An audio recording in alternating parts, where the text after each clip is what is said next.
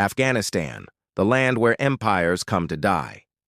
For 2 decades, the United States thought it could rewrite history, but history had other plans. America entered Afghanistan in 2001 with unmatched power.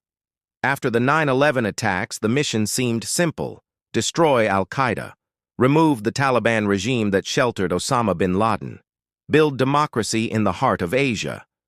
At first, it looked like victory. The Taliban fled Kabul. U.S. forces dismantled terror camps. The world praised American strength. But beneath the surface, a storm was brewing.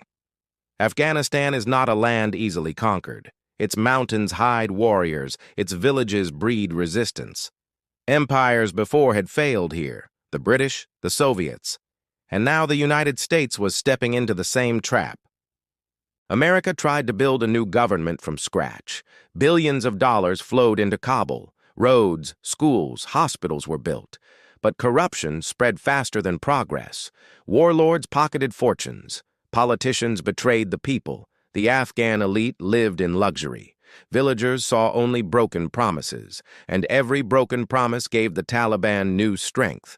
U.S. airstrikes often killed civilians. Night raids terrified families. Innocent blood fueled anger.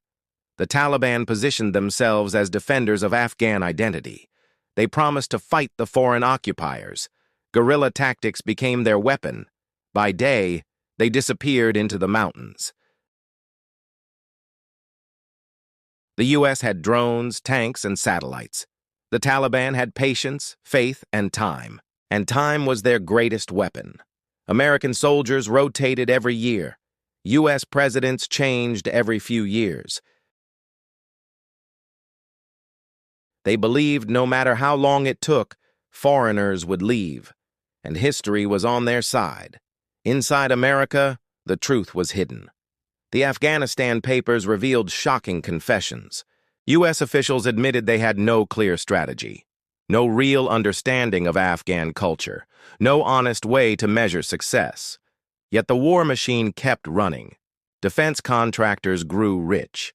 Politicians sold the illusion of progress. But on the ground, Afghan soldiers often deserted. Some sold weapons to the Taliban. Others refused to fight for a corrupt government. The Afghan army collapsed from within. Still, Washington promised victory. Until the end came, fast and brutal. In 2021, the U.S. began its withdrawal. The Afghan army melted away in weeks. Entire cities fell without a fight. Taliban forces advanced at lightning speed. Kabul fell without resistance. The Afghan president fled the country. America's 20-year project collapsed overnight. And the world watched in disbelief. Desperate Afghans clung to U.S. planes at Kabul airport. Images of chaos spread across the globe. The so-called nation building ended in tragedy. The Taliban once again ruled Afghanistan. Billions of dollars in U.S. weapons were abandoned. Humvees, helicopters, rifles, all seized by the Taliban. America's longest war ended in humiliation. But why did the U.S. really lose? Because it misunderstood Afghanistan itself.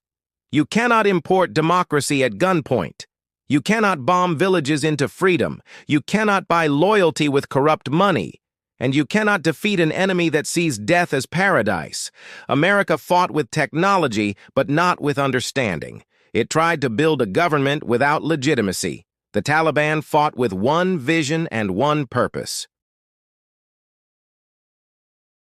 For America, Afghanistan became a bleeding wound.